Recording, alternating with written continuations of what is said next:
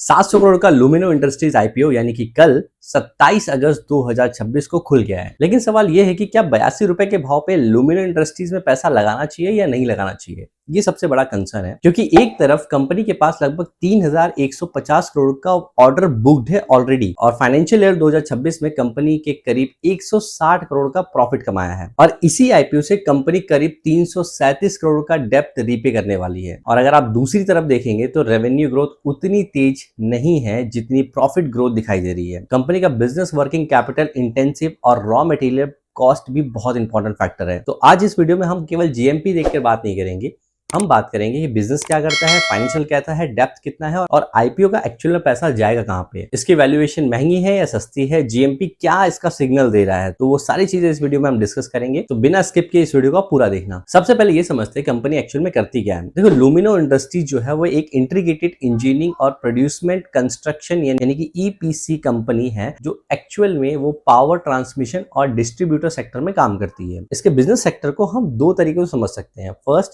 एक काम है इसका मैन्युफैक्चरिंग का, दूसरा जो है ईपीसी प्रोजेक्ट्स में काम करती है। मैन्युफैक्चरिंग में company aluminium conductors, power cables, electric wire और स्पेशलाइज्ड कंडक्टर्स जैसे प्रोडक्ट बनाती है।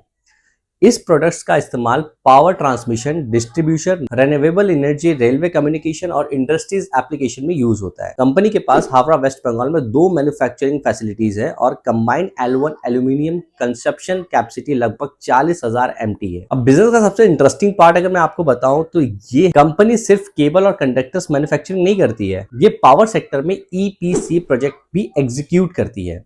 मतलब कंपनी को अगर ट्रांसमिशन डिस्ट्रीब्यूटर प्रोजेक्ट मिलता है तो मैन्युफैक्चरिंग बिजनेस से बने प्रोडक्ट्स का भी इस्तेमाल उसके ईपीसी प्रोजेक्ट में हो सकता है। यानी कंपनी के पास एक तरह का इंटीग्रेटेड बिजनेस मॉडल है। फाइनेंशियल ईयर 2026 में कंपनी का रेवेन्यू लगभग 69.74% मैन्युफैक्चरिंग सेगमेंट से है और करीब 30.26 ईपीसी सेगमेंट से है। और कंपनी सिर्फ इंडिया तक ही लिमिटेड नहीं है, इसके प्रोडक्ट्स और प्रोजेक्ट्स कई इंटरनेशनल मार्केट तक भी जाते हैं। लेकिन एक बात हमेशा ध्यान रखना कि अगर बिजनेस अच्छा है तो जरूरी नहीं कि उसका स्टॉक भी अच्छा हो। इसकी फाइनेंशियल को भी हम थोड़ा सा अच्छे से देख लेते हैं, क्योंकि एक्चुअल में कहानी यहीं से बननी है। देखो, अगर मैं आपको बताऊं फाइनेंशियल ईयर 2024 से 2026 तक का नंबर, तो पिक्चर काफी इंटरेस्टिंग आएगा, क्योंकि फाइनेंशियल ईयर 2026 में कंपनी की टोटल जो इनकम थी वो 1424 करोड़ थी, और 2025 में ये बढ़कर 1946 करोड़ हुई, और ये इनकम 2026 में 2089 करोड़ तक पहुंच चुकी है। यानी बिजनेस जो है पिछले कुछ वर्षों में ग्रोथ दिखाई दे रही है। अब प्रॉफिट देखते हैं। 2024 में पैट यानी कि प्रॉफिट आफ्टर टैक्स करीब 86.61 करोड़ था। 2025 में ये बढ़कर 124 करोड़ हुआ और 2026 में ये पैट करीबन 160 करोड़ तक पहुंच गया। 2025 से 2026 के रेवेन्यू ग्रोथ करीबन 7% तक के आसपास रही, लेकिन ग्रोथ जो प्रॉफिट है वो 28% रही। ये चीज इन्वेस्टर के लिए बहुत ज्यादा इंटरेस्टिंग है, क्योंकि अगर रेवेन्यू धीरे बढ़ रहा है लेकिन प्रॉफिट तेज हो रहा है तो इसका मतलब है कि मार्जिन में इंप्रूवमेंट आया है। 2025 के पैट मार्जिन 7.66% रहा है और EBITDA मार्जिन लगभग 11.71% रहा है। लेकिन अब इस कंपनी का दूसरा साइड भी देख लो, डेप्थ। ध्यान देने वाली बात यह है कि कंपनी के बोरोविंग 2024 में सिर्फ 40 करोड़ रुपए थे, 2025 में ये 418 करोड़ रुपए हो गए और 2026 में ये घटकर 384 करोड़ हो गए। यानी डेप्थ अभी भी कंपनी के लिए इंपॉर्टेंट फैक्टर है। लेकिन यहाँ आईपीओ का एक बड़ा पॉजिटिव पॉइंट यह आता है कि कंपनी फ्रेश इशू से मिलने वाले पैसे से करीब 337 करोड़ आउटस्टैंडिंग बोरोवर की, इसके अलावा करीब 15 करोड़ कैपिटल एक्सपेंडिचर के लिए रखा गया है। बाकी अमाउंट जो है वो जनरल कॉर्पोरेट पर्पस के लिए जाएगा। तो अगर आईपीओ प्रोसीड के बाद डेप्ट मटेरियल कम है तो फ्यूचर में इंटरेस्ट बर्डन कम होने की पॉसिबिलिटी बन जाती है, और ये चीज प्रॉफिटेबिलिटी के लिए पॉजिटिव हो सकती है। सबसे बड़ा पॉइंट तो ये है कि इन्हें एक बहुत बड़ा ऑर्डर भी मिल चुका है। जैसे लुमिनो आईपीओ का काफी इंटरेस्टिंग सबसे पार्ट यही है, जो कि 31 मार्च 2026 को कंपनी का एग्रीगेटर ऑर्डर बुक लगभग 3150 करोड़ रुपए था। इसमें करीब 1991 करोड़ रुपए ईपीसी ऑर्डर है और 1157 करोड़ रुपए लगभग मैन्युफैक्चरिंग ऑर्डर है।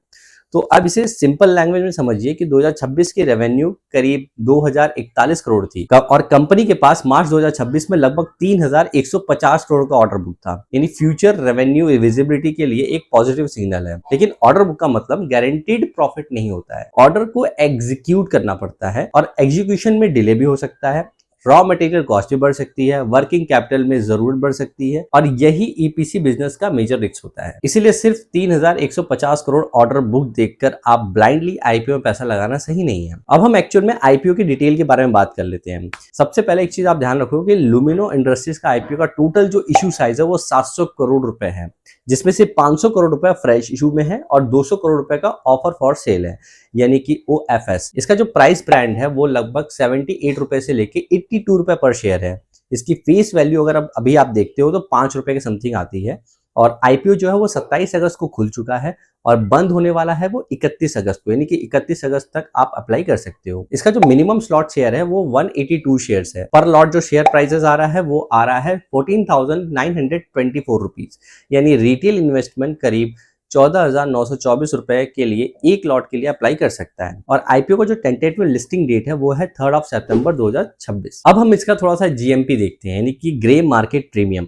इसका ग्रे मार्केट प्रीमियम क्या कहता है, जिसके लिए लोग आईपीओ में अपना पैसा इन्वेस्ट करते हैं। देखो, इसमें 25 अगस्त के आसपास जो इसकी अवेलेबल ट्रैकिंग में लुमिनो इंडस्ट्रीज का जो जीएमपी था वो 47 रुपीज लगभग रिपोर्ट किया गया था।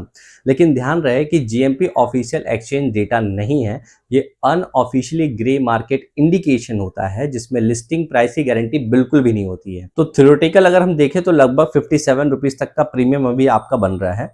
और लेकिन एक बात मैं एकदम क्लियर कर देता हूं कि जीएमपी देखकर आईपीओ मत लगाना, क्योंकि जीएमपी सब्सक्रिप्शन, मार्केट सेंटीमेंट और लिस्टिंग के समय एक तेजी से बदल सकता है। इसीलिए आईपीओ में अगर आप जब भी इन्वेस्ट कर रहे हैं तो उसके प्रॉपर तरीके से एक बार इन्वेस्टिगेशन कर लें, कंपनी कितनी डेप्थ में है, कितना प्रॉफिट में है, कितने साल से वो अपने आप को स्टेबल कर रही है, तो वो सारी चीजें देखना जरूरी है। अब हम इस कंपनी के 5 सबसे बड़े पॉजिटिव पॉइंट देखते हैं। नंबर 1 ये है कि स्ट्रॉन्ग बुक्ड ऑर्डर है, यानी कि ऑलरेडी 3150 करोड़ रुपए तक का लगभग ऑर्डर बुक्ड है। फ्यूचर में रेवेन्यू विजिबिलिटी के लिए पॉजिटिव एक चीज है। सेकंड जो है वो प्रॉफिट ग्रोथ है, यानी कि 2024 में ये 86 करोड़ था, 2026 में 160 करोड़ तक पहुंचा है। नंबर 3 हेल्दी रिटर्न रेशियो है, तो इसमें कोई प्रॉब्लम नहीं है, जैसा हमने डिस्कशन किया था। नंबर 4 की डेप्थ रीपेमेंट, यानी कि आईपीओ प्रोसीड से करीब 337 करोड़ बोरोविंग रीपे करने का प्लान कर रहा है। और नंबर 5 इंटीग्रेटेड बिजनेस मॉड्यूल है, तो बिजनेस यानी मैन्युफैक्चरिंग प्लस ईपीसी दोनों बिजनेस होने से कंपनी को थोड़ा सा प्रॉफिटेबल बना सकता है। रिस्क नंबर 1 कि raw material cost, manufacturing business में एल्यूमिनियम जैसे रॉ मटेरियल की प्राइस बहुत इंपॉर्टेंट रखती है। रॉ मटेरियल प्राइस बढ़ने से मार्जिन पर प्रेशर आ सकता है। Risk number 2 working capital, EPC और मैन्युफैक्चरर दोनों बिजनेस में वर्किंग कैपिटल रिक्वायरमेंट सिग्निफिकेंट हो सकती है। Risk number 3 customer concentration, company को टॉप कस्टमर का रेवेन्यू कंट्रीब्यूट हिस्टोरिकल काफी सिग्निफिकेंट रहा है, हालांकि कंसंट्रेशन में इंप्रूवमेंट दिखाई गई है।